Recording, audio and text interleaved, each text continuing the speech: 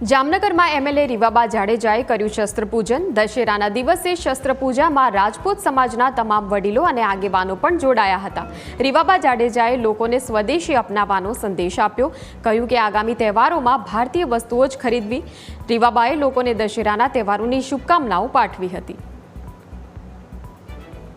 અધર્મ ઉપર ધર્મની વિજય, અસત્ય ઉપર સત્યને વિજય સમા આજના આ દશેરા ના તહેવારે જામનગર જિલ્લા અને મહાનગરના રાજપૂત સમાજના યુવા સંઘ દ્વારા આયોજિત શસ્ત્રપૂજનમાં આજે ઉપસ્થિત રહેવાની તક મળી।